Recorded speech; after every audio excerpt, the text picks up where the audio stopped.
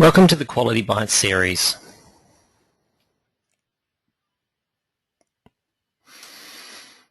It is recommended that you watch the Quality Bites webinars in sequence if you are new to learning about the ADAC quality requirements and the supports available. This webinar is on Stage 4, Undertaking Third-Party Verification against the New South Wales Disability Services Standards.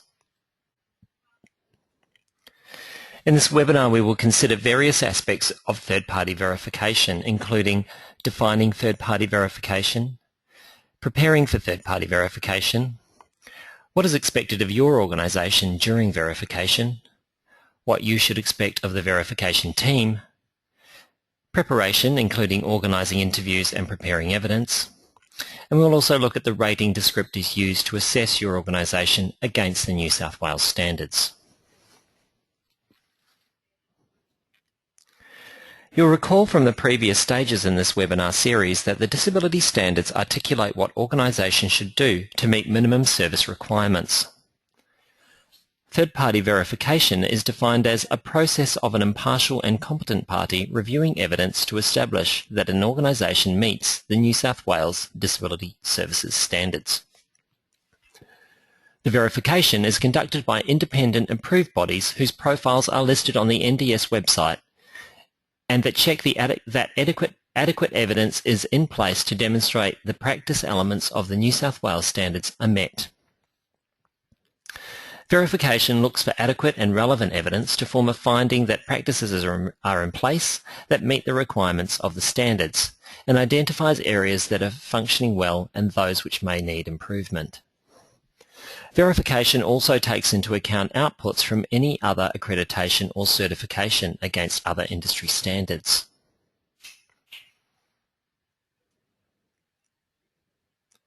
On completion of third-party verification, your organisation will receive two documents: a verification statement, which will detail if your organisation meets the New South Wales standards, and a continuous improvement report or action plan that identifies areas for improvement. You will receive one of these reports even if you meet all of the standards, as quality management operates on the principle of continuous improvement.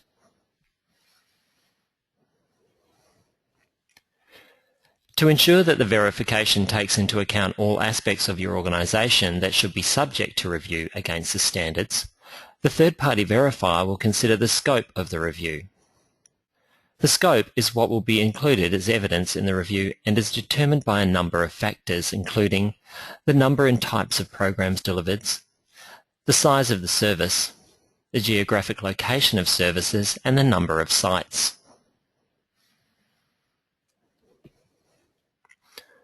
After the third-party verifier has determined the scope of the review, you will need to liaise with the verifier on the following: what dates the verification will occur, provide the third-party verifier with a self-assessment or third-party gap assessment report so that they may ascertain key aspects of the New South Wales standards are being addressed at your organisation prior to coming on site. You must provide the verification team chosen by the provider, and you will need to discuss with the verification team leader on the timetable or schedule before they come on site, including the details of interviews, the locations to be attended, and documents which may be subject to review.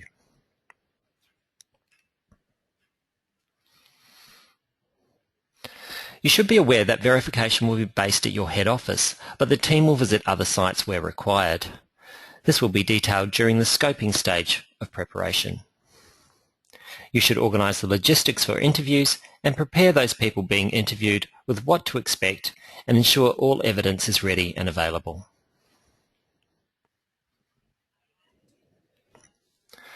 On the first day of the third-party verification, there will be an initial briefing meeting to discuss what the verification team has planned for the duration of the review, and as an opportunity for you to address any issues that may have come up since the last time you spoke, such as emergencies or cancelled interviews.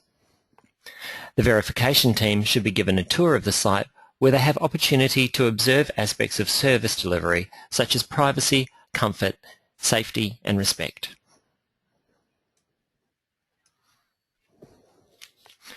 To ensure that the process is rigorous and provides your organisation with useful information on how services can be improved, You should expect the following from the verification team.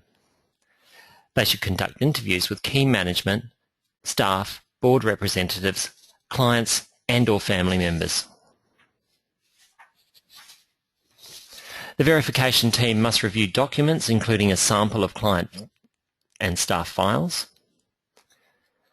And the verification team should keep records by taking notes or recording conversations with consent, so that they can make informed assessments at the end of the process and develop a comprehensive report that supports your organisation.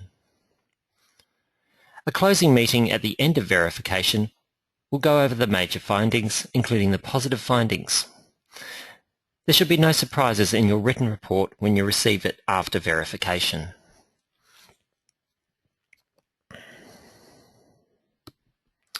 What is expected of your organisation? Be sure to inform the verification team of any critical incidents which may have occurred recently at the site and that they should be aware of during the review. Provide the results of the third-party gap assessment or self-assessment if not already provided.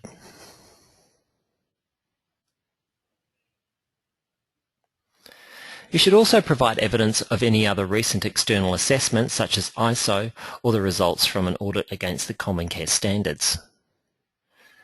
Put your best evidence forward by providing the third-party verifier with easily accessible and relevant information such as policies and procedures, client and staff files after gaining individual consents, and records that demonstrate policies are being implemented. You should also facilitate interviews by providing people who have experience of your organisational processes and practice, including board members, workers, clients and the families of clients where relevant.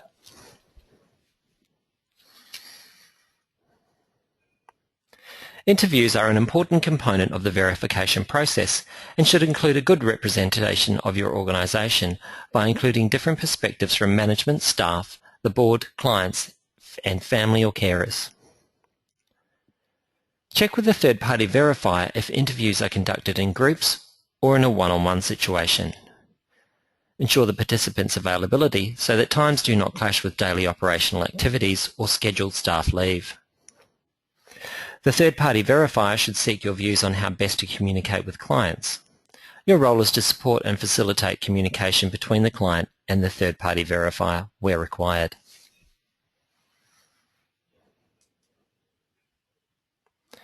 What is evidence?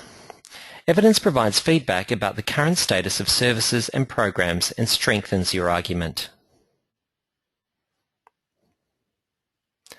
Only use or rely on evidence that is relevant and relates to the practice under examination, is current and recent enough to confirm the practice still exists, is reliable because it can be demonstrated, it has demonstrated consistent results over time, and is corroborated by being supported by more than one source, for example, in documented evidence and during an interview.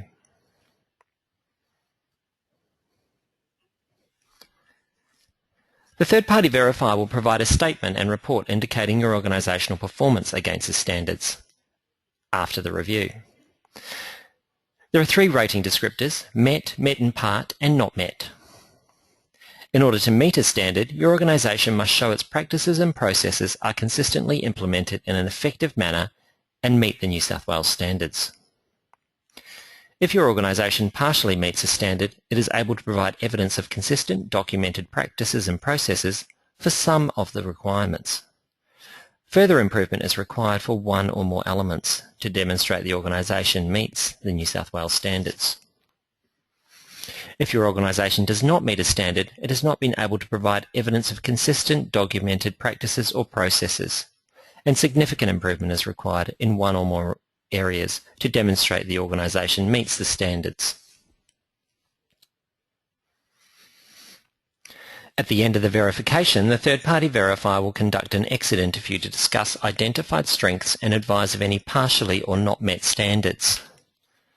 Should you successfully meet all of the standards, a verification statement will be forwarded to your organisation.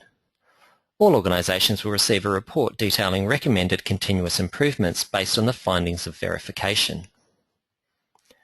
Should your organisation not meet or partially meet any of the standards, you'll receive more time to address the identified issues. Where a standard is met in part, you will receive a further 3 months to do rectification work, and where a standard is not yet met, you will receive a further 6 months to complete any rectification work. Once in receipt of the verification statement confirming your organisation has successfully met all of the New South Wales standards, you can report verification to ADAC online through the Quality Framework reporting system. Get more information about the ADAC quality requirements and the supports available by reviewing the idfnsw.org.au website or the ADAC web pages dedicated to quality. Please email qualitynsw@nds.org.au with any questions or comments. This is the final webinar in the 4 Stages series. Thanks for watching.